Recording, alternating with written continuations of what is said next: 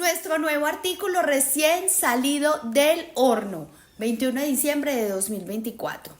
Medimos la asociación entre factores biopsicosociales, estrés tóxico, depresión, ansiedad y somatización como predictores de bruxismo de vigilia y de actividades orales no fisiológicas, o sea, hábitos parafuncionales.